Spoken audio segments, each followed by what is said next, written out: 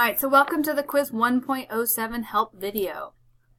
The first question says, for a regular 20-sided polygon, what is the degree of rotation? Enter your answer in the box. Okay, so I'm not going to be able to draw a 20-sided polygon, but I will be able to draw something smaller. So I'm going to start off with just a square, a regular 4-sided polygon. And remember, or recall if you forgot, regular means all the sides and angles are the same. So a square is a great example of a regular polygon because all the side lengths are the same and all the angles are the same. Okay, so this is a 4-sided regular polygon. If I wanted to know how far I could rotate it and have it map back onto itself, in other words, how could I rotate this and have it lie back on itself so it looks the exact same? I think most of you might already realize that it would be a 90-degree rotation. You could take this box and turn it 90 degrees, and even though, let's color code it. Let's pick this side. This side's red. If I rotated it 90 degrees, the red side would now be on the top.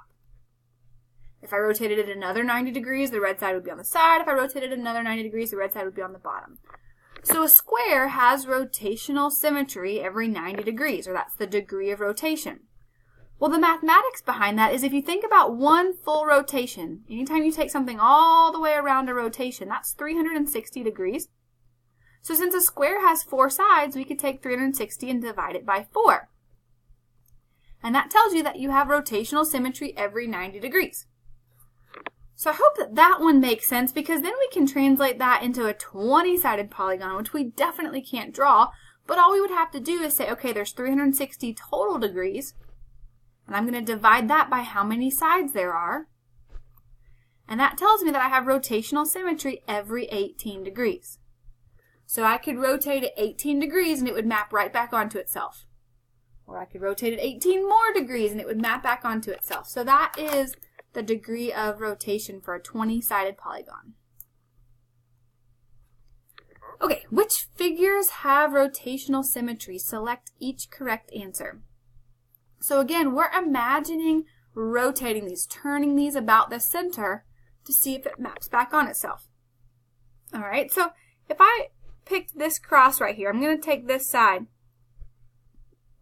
and imagine rotating it so that that blue side is now on the top. Can you see that all the rest of that would still lie on top of that cross? It would still be the same.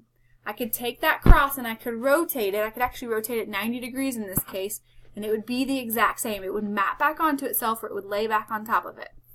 So this one does have rotational symmetry. And you don't have to find the amount of degrees, but I'm going to go ahead and put it down. All right, let's think about our hearts. So if we took this heart right here, and if we rotated it 90, we would have a heart up top, so that wouldn't map onto itself. But if we rotated it 180, halfway, it would map back onto itself, because this heart over here would end up over here. So this one does have rotational symmetry of 180 degrees. All right, if we took this one's actually symmetric, right? It folds onto itself, but if you think about rotating it, let's say we took this and we rotated it 90 degrees, then the point would be up here, and that would be like this kind of moon. That wouldn't work. If we rotated it 180, then the point would be over here, but it would be upside down. Our moon would look like that, right? And if we continue to rotate it, no matter how we rotate it, that moon is never going to lie back onto itself. It's never going to map onto itself unless you rotate it a full 360 degrees. But if you can only rotate it 360 degrees, then we say that that does not have rotational symmetry. So same thing if you think about the Pac-Man mouth. You could rotate that, you could turn it, but every time you turn it, the mouth would be facing a different direction. So it's not going to be the same Pac-Man mouth until you turn it an entire circle or an entire 360 degrees. So again, if that's the only option, then we say it does not have rotational symmetry. Alright, what is the least angle measure by which this figure can be rotated so it maps onto itself? Again, maps onto itself means that, let's say you had a different star cut out and you rotated that star, you'd want it to line back up perfectly with the star that's already there. So a couple different ways we could do this. The first way is like we did on the first slide, where we take a total rotation, 360, and divide it by how many equal sides it has. And this has 4 pieces to the star, so we could divide it by 4. And it does matter. Those are 4 pieces that are the exact same. We wouldn't want to use this division shortcut if they weren't the exact same. But this has rotational symmetry of 90 degrees. That means every 90 degrees it would map back onto itself. So it has rotational symmetry at 90, 180, 270, 360. But the question says, what is the least angle? So that would be 90 degrees. Think about this. If you rotated at 45, I hope that you can imagine that it would look like that. It would not map back onto itself. Okay, the next one. What is the smallest angle of rotational symmetry that maps a regular octagon onto itself? So again, regular means all the sides and angles are the same. All the sides are the same and all the angles are the same. I said that wrong. And then octagon means that there's 8 sides. So we just want to take the full rotation, which is 360 degrees, and divide it by how many sides we have. So if we take 360 divided by 8, that tells us that we have rotational symmetry every 45 degrees.